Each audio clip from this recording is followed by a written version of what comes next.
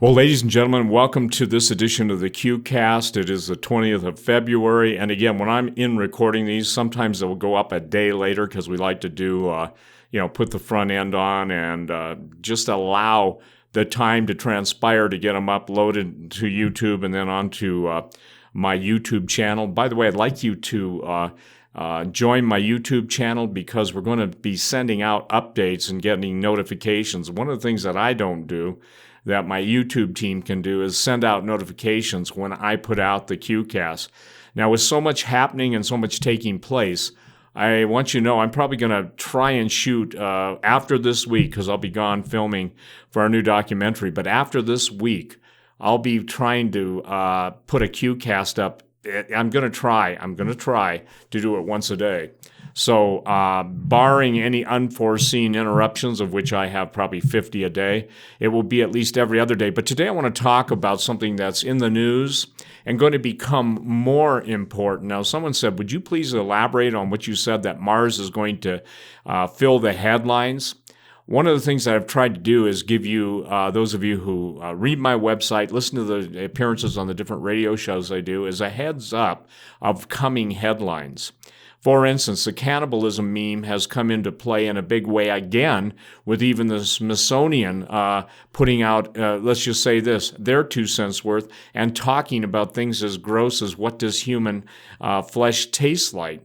I was just talking to Tim Alberino in the studio next door, and we were talking about something interesting. Isn't it amazing that the very institution that covers up the true history of the desert Southwest and the cannibals and all of the Mesoamerican, Aztec, Inca, Mayan, all of the Karnakawa in Texas, going into the mound builders, the idea that cannibalism used to be taboo and would never even be touched about and even was denied at times by the National Park Service, now it's coming into the headlines. You cannot escape it, and what I'm trying to do today is I'm going to talk about some of the interesting aspects of astrocatastrophism. We have been lied to about so much, so many things for so long. Where do you begin? But I want to begin reading a book that I bought one of the original copies of years ago, and it's basically Atlantis, the Antediluvian World by Ignatius Donnelly, Donnelly. And this particular copy is 1882.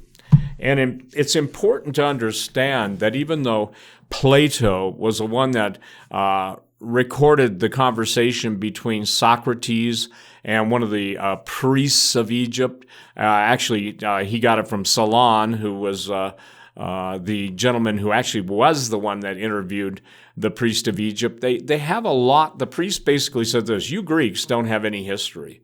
We Egyptians know the real history.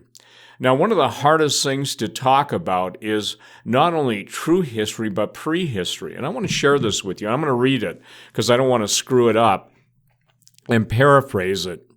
And this is coming from about page 8 of the original book. And here's what he said.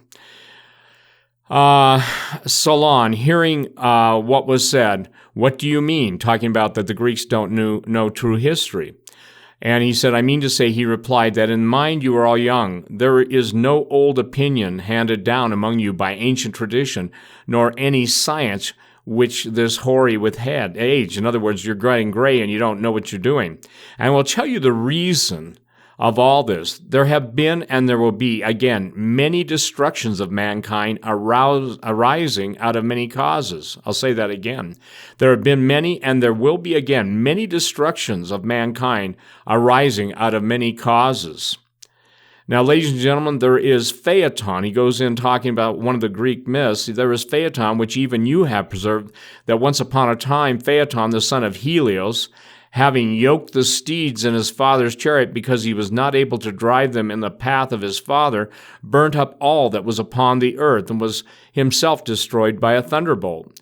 Now, this has a form of a myth, but really signifies a delineation and declination of the bodies moving around the earth and in the heavens, and a great conflagration of things upon the earth recurring at long intervals of time. Notice this, that the priest that Solon is listening to is knows the difference between actual events and the myths that the Greeks believed that were based on the actual events.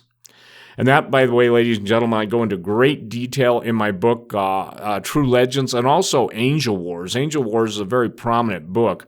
Unfortunately, we're out of stock for another month on that, but that's neither here nor there. Now, listen to this. It is impressive to me that this priest is talking about times going back 9,000 BC. And 9,000 BC is a big deal. So here's what it says. Now, this has the form of a myth, which we just talked about. And here's what he says. Earth, and he's talking about conflagration of things upon the earth recurring at long intervals of time. When this happens, those who live upon the mountains in the dry and lofty places are more liable to destruction than those who dwell by rivers or on seashore. And from this calamity, the Nile, who is our never-failing, quote, Savior, saves and delivers us. When, on the other hand, the gods purge the earth with a deluge of water, among you, herdsmen and shepherds on the mountains are the survivors, whereas those of you who live in either cities are carried away by the rivers into the sea. But in this country, neither at that time nor at any other time does the water come from above on the fields, having always a tendency to come up from below. And in the Bible, the Old Testament, it talks about the fountains of the deep were open. Now, the reason I'm starting out this QCast is even today on Drudge front page, there's a story that Elon Musk landed the rocket back on the launch pad in Florida. But he made the statement that we must go to Mars because if we stay on this planet, ultimately we're going to face a doom scenario that's even beyond those who would call, those of us who are trying to warn, doom or fearmongers. The massive sinkholes opening up, the ground swelling, the ground breaking, all these different events that are happening now, the floods obviously in California and the weather warfare that's taking place. I make no apologies for that. It is full-scale weather warfare. The temperature of the water in the Pacific is going to an all-time high. And listen, let me share something. Fukushima will be seen in retrospect as one of the most deadly events in the history of the Earth, possibly aligning even with the world of fantasy in the death and destruction it's going to bring. I don't think people understand that one of the byproducts of fission, F-I-S-S-I-O-N, is heat, extreme heat. And if you remember when Fukushima first went off, the seawater, they were trying to cool the core. And it wasn't just one reactor, it was 3, I believe, and then a breeder reactor in which plutonium was actually generated. When you get into the nuclear physics of Fukushima, what's happened is that standard nuclear physics and all of the exposure and dose rates have been abandoned. They've been forsaken and forgotten. So why this is critical at this point is simply this. The Great Starvation has begun. Floods can destroy more land and more property based on probably 50 years of insurance claims in the history, even going back into the turn of the century, than any other single natural disaster up until Fukushima. I categorically reject that Fukushima was a natural disaster. Again, it was not natural. What's really unnatural is the response of the mainstream murderers. Now, we usually say MSM is mainstream media. But again, it's going to become very apparent as more cancer turns up and more people die by the their medical response or biological response to ionizing radiation, whether they're ingesting it, breathing it, eating it in fish, whatever. The point that is really critical for you to understand that things have not settled down in any way, shape, or form. Today, the 20th of February, one of the most important volcanoes in the world has starting to go active. And what's fascinating is Anak Krakatoa, which means son of Krakatoa, all of the different myths and legends associated with the volcano, and especially in the area of Krakatoa and Mount Tambora, Indonesia, all of the historic influences on the weather, on growing seasons, and on famine, it seems like they're all kicking into high gear. The late Sue Bradley, a very dear friend of mine who wrote essays with me, she has an essay which I'll be posting on my website, Sue Bradley, and it may already be on the internet someplace, but it's Anak Krakatau, and some people pronounce it Krakatoa. It was used to be spelled with an O. Now it's spelled with a U, Krakatoa. And based on some of the South Pacific pronunciations, that may be closer to the correct one. But why is this critical? Because, as I said, Anak Krakatoa, which means the son of Krakatoa, Anak, when Joshua and Caleb went into the promised land in the Old Testament, there they beheld the sons of Anak, the giants. And ladies and gentlemen, the idea that all the earth-shifting events that are taking place, and I'm going to say this, both terrestrial and cosmological, which is going to launch me into my whole update on Mars in a minute, but the cosmological events are very much responsible for what happens on Earth, to the denial of those who basically believe in false science, to those who will not acknowledge the cataclysmic formation and the undertaking of the different planetary wars that have taken place. So I want to share with you just a little bit on this QCast, the importance of Mars. Now, it's interesting because the ancient Chinese knew Mars as the fire star. The Sumerians thought Enlil, Mars, was the cause of the Great Flood. Classical Greeks indicted Ares, Mars, as the bane of mortals. And the Romans saw Mars as the god of war. Why? Well, these are a lot of questions that have been kicked around for so many, I would say this, hundreds if not thousands of years. So in talking about what's going on with Mars, it becomes imperative that we get to the issues at hand. And the issues at hand, I made some notes, and I want you to know that these are not all inclusive, but it's enough to wet your whistle, okay? In the Old Testament, catastrophes are not only a repeating scenario, they're periodic. You know, whether you're dealing with the Sumerian clay tablets, whether you're dealing with the ancients' fascination with the stars, they knew something of the records of antiquity because they were always looking, if you will. They were the internet watchmen of their day. In their case, they would have been their inter-society watchmen of their day because they knew that they were periodic. Those who had observed and written down what had taken place in the heavens prior and even post the events that did take place reported them really accurately. It doesn't matter. Whatever society in the world that built advanced architecture, pyramids, etc., they all have their eyes on the skies, focusing on specific constellations, Pleiades, Mars. Jonathan Swift knew that Mars had two, if you will, moons. One of them is believed, Phobos is believed to be totally artificial. If it's artificial, then it was built by someone obviously way before us. And this is what is astonishing to me.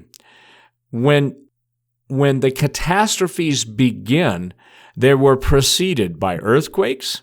Now you're going to love this. Cosmic lighting, thunderous cosmic noise, volcanism, and celestial flybys. We just had another asteroid that they didn't see coming, or if they did, they didn't tell us. And the idea that everything that man does affects his environment is just horse manure. You know, the fascinating thing to me is, listen to this. 4 times in Hebrew records, the night of March 20th through 21st involved an angel from heaven bringing fire, celestial noise, earthquakes, lightning, and sudden destruction. It was their Passover. And the old traditions of the different recorded, if you will, the different cuneiforms, whether the different parchment, whether they're the Dead Sea Scrolls, they have a lot to talk about this because, again, most people don't understand the similarity of Earth to Mars, and I believe that it can be proven, and I'm going to be putting out something later in book form that that lines up with the late David Flynn's work, Cydonia, The Secret Chronicles of Mars. I'm the publisher of that. It was published originally in 2002. That I'm going to put all this stuff and tie the whole issues of Mars together. David was a premier thinker. In my opinion, the smartest man I've ever met. I've known a lot of smart people. I've known guys that are out there, so brilliant that they have to go to kindergarten level to help me to understand everything. But let me share this, and this is something that I think that people will be surprised to find out. When you look at the spin rates of Mars and the Earth being so similar, the spin axis tilts of Mars and the Earth are so close, okay? Give you an idea. Mars is 23 degrees, 59 minutes, and the Earth is 23 degrees, 27 minutes. They are within 32 minutes of each other. They, too, are nearly identical within 2.3%. And this is what's really important. The Roche limit of nearby Mars was a specific agent causing the fragmentation of a former 10th planet. And this is basically termed Astra, A-S-T-R-A, that was blasted into asteroids. The two planets were on a collision course, with Astra overtaking the red planet. The timing was thousands of years ago, not millions. By the way, there are actual records from different societies around the world that Mars in about 1780 BC actually came so close to Earth that people on Earth could see volcano, the biggest volcano on Mars, called Olympus Mons, actual erupting. So what's important is that in dealing with the similarity between Mars and the Earth, something doesn't fit. In other words, you're talking about an elliptical orbit and Mars being knocked out of its circular orbit by a planet that is being fragmented due to Roche's limit. And Roche's limit basically states that two planetary bodies coming into proximity to each other, the greater gravitational field or density will cause the lesser gravitational field and lesser density to explode. Now, what was interesting, too, is that the Greeks were so fascinated by this, but most of the astronomers that are called gradualistic astronomers just claim everything's a coincidence. Somebody once said to me that a coincidence is nothing more than the lie that they encapsulate for the greatest amount of people to believe at the contemporary time that the lie is put forth to them. So basically, nothing that they say, in my opinion, is true. I'm sorry, but that's what when I talk about classic science. Now, in talking about the entire Earth-Mars similarity, actually, 97.2%, you then got to go into the idea of the Earth's rotation rate, which is 1,436 minutes as measured by fixed stars. The spin rate of Mars is 1,477 minutes. There is, again, a spin rate of only a difference of 2.8%. Now, what does this all have to do with us? Why is it critical?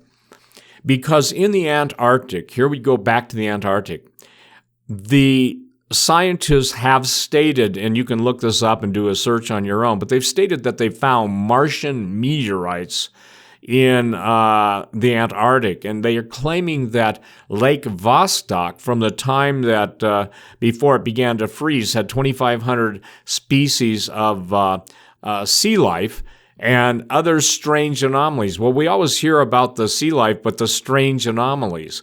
And since I last gave you the update on Antarctica, for the record, now the King of Norway is reported to have gone there.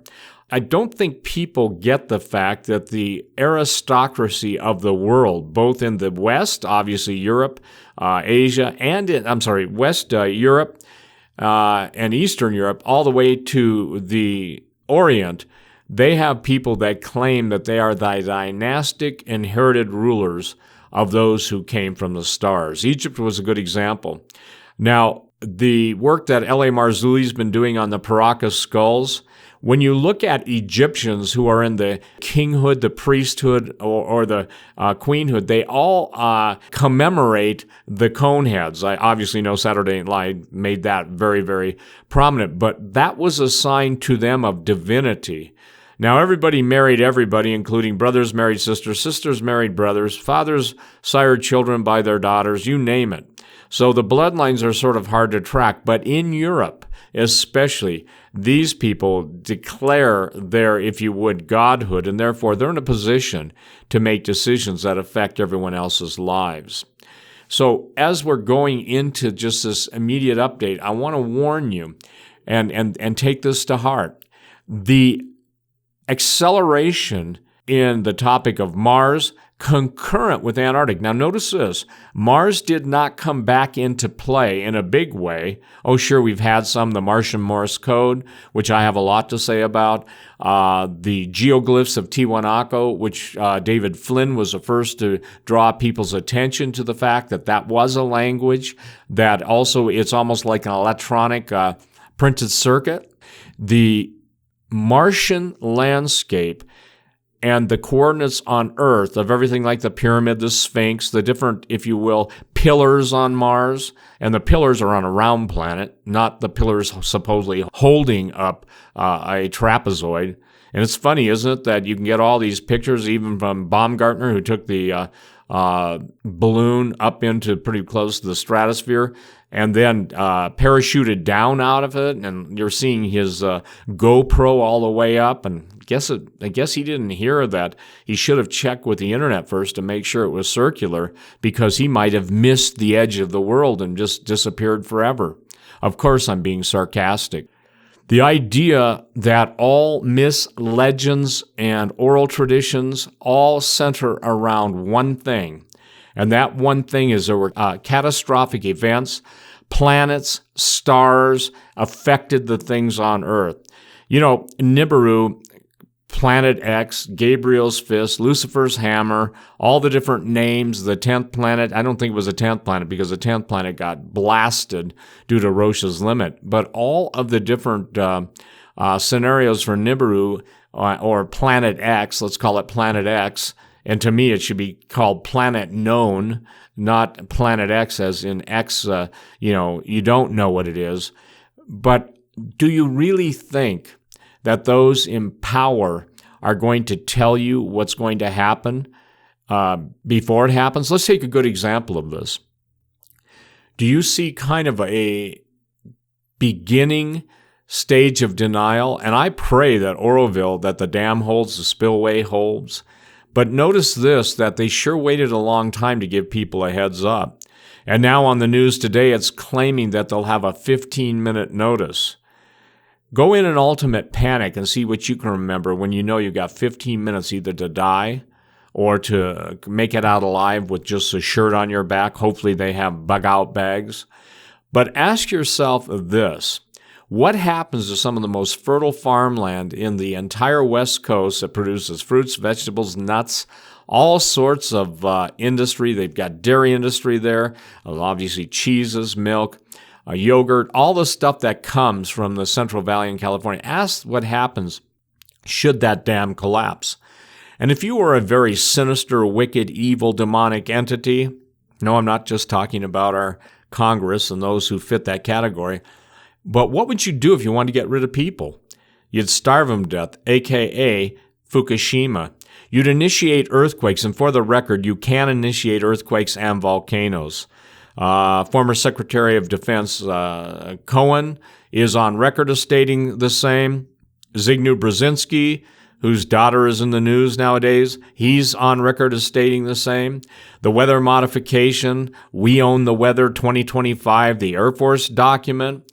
HARP coming back online, in my opinion, never went offline, but for Bernard Eastland's patent, you can take this patent to the bank, 4686605. There are over 200 weather control patents. We're seeing that. And one of the things that especially geologists and hydrologists have always been concerned with, what happens when a extreme amount of water floods the faults, does it act as a lubricant, therefore increasing the chance of earthquake? And some people claim, no, it has the opposite effect, that it lubricates, therefore the friction is stopped. I think the preponderance of evidence is in the first statement I made, that it can initiate earthquakes. We hear very little, quote, real science on the amount of volcanic ash going up into the upper atmosphere, the sulfur dioxide going into the water, and that produces sulfuric acid. People say, the Pacific Ocean is a big place. They don't understand radionuclides. They don't understand ocean currents, and they don't understand the amount of time it's been since that time. And I think we're coming up to that March 11/11, and now we're coming up on the 2021st, according to the times that the planets came into the Earth's, if you will, magnetic field or gravitational orbit, and cause such tremendous damage. The Noah's flood is one thing, but Jeremiah's flood, a lot of people have been asking me about that. I'm going to do a whole show on Jeremiah's flood. That was prior to the recreation and replenishing of the earth. Now, you can get people to fight over anything. One person has an opinion, second person has a differing opinion, and then everybody who is around the camp of this guy, that guy, me, you, the other guy, they'll all team up and they'll take their position. My advice to everybody is to seek it out yourself. Seek out the thing. And a great proverb is what? It's within the heart of a king to search out a matter. So as we're kind of closing this episode out, I want you to stay focused on the catastrophic consequences that you begin to see, not just now, snow in Saudi Arabia, flooding in Saudi Arabia, Australia, all-time heat record broken, fires here, fires there, rifts opening up. By the way, the Martian Great Rift, and that's what's fascinating too, because the Martian Great Rift is phenomenal, and it's bigger than the U.S. And so, bigger than the U.S., bigger than the Great Rift Valley in Africa. Now, the United States is going to have some amazing rifts too pretty soon, and it's not just going to be the major Northridge fault line, San Andreas, all of the ones that are well known, especially by the movies that have earthquake themes. It's going to be some obscure faults that trigger some of the biggest quakes in our history. And this is astonishing because as Astra, the planet, was taken out of existence, the calculation of the speed of those asteroids of the basically broken in piece planet were traveling at somewhere around 25,000 miles per hour. And what's important for you to know in the book of Job 9:5-9 has to say, and it's talking about God. Suddenly he, God, moves the mountains, overturning them in his anger. He shakes the earth to its foundation. The sun won't rise if he commands it so. Only he has stretched the heavens out and stalked along the seas. He made the constellations, Bear, Orion, and Pleiades, and the constellations of the southern zodiac. Well, that's pretty interesting because he moves the mountains. Somebody said, well, that man can make the mountains move, and I got news for you. I'd say go to the book of Job, and you'll find out something else that's interesting. Now, I'm going to touch on Bode's Law. The Bode's Law is the rough rule that predicts the spacing of the planets in the solar system. The relationship was first pointed out by Johann Titius in 1766 and was formulated as a mathematical expression by Bode in 1778. The law relates the mean distance of the planets from the sun to a simple mathematic progression of numbers. Listen to this. To find the mean distance of the planets beginning with the following simple sequence of numbers, 3, 6, 12, 24, 48, 96, 192, 384. And just notice everything's doubling. With the exception of the first two, the others are simply twice the value of the preceding number.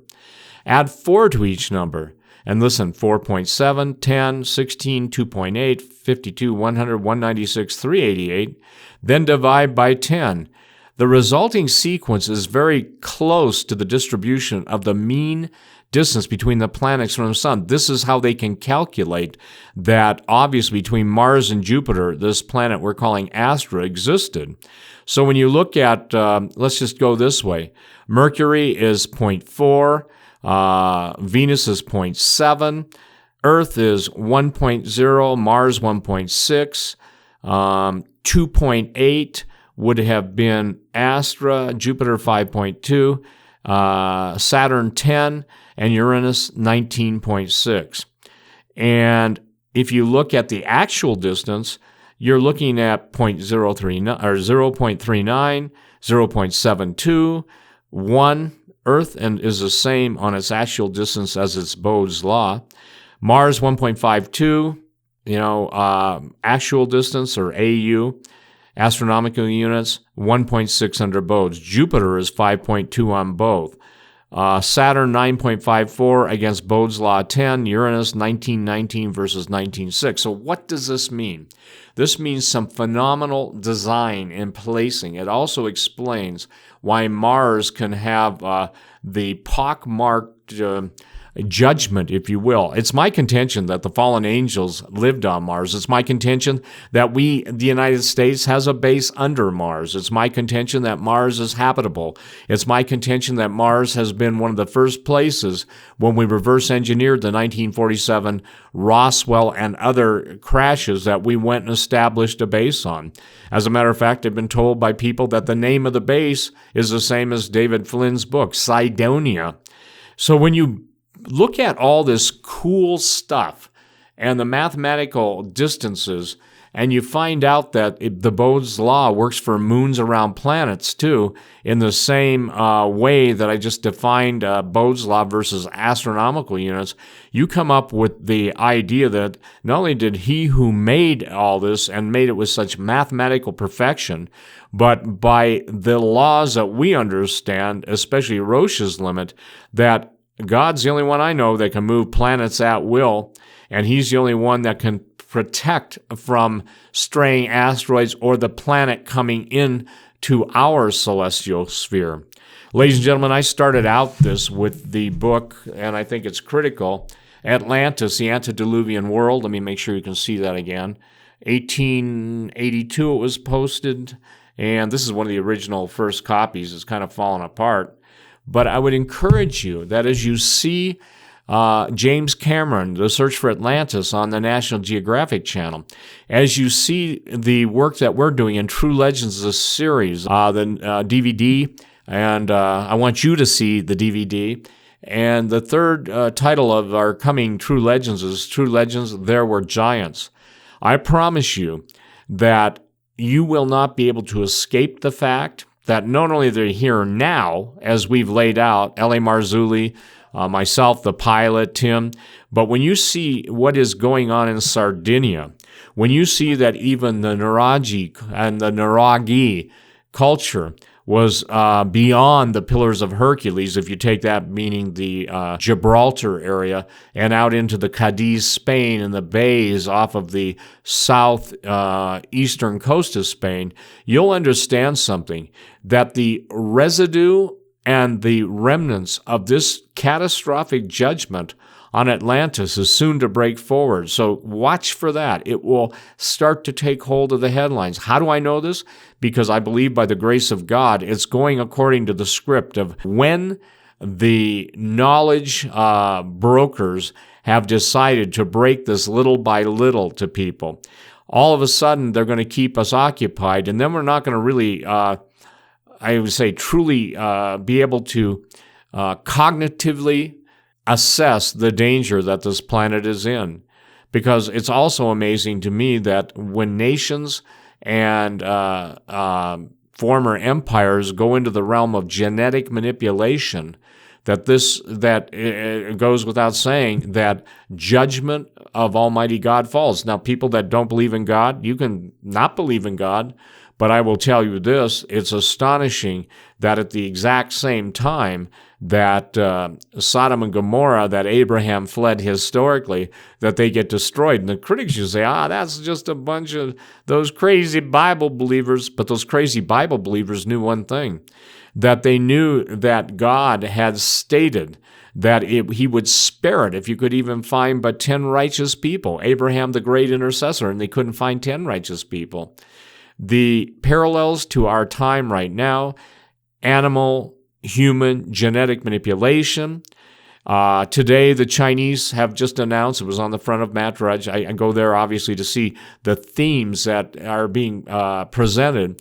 They have live DNA that they believe they can clone the woolly mammoths. Well, I'm not worried so much about woolly mammoths. I'm worried about woolly giants that were frozen into the ice and taken, literally sawed out of the ice, that have their genetic material being ready in a lab to be released, and that being inserted into unwitting U.S. soldiers who will then turn into super soldiers, and with the acknowledgement that you can make a perfectly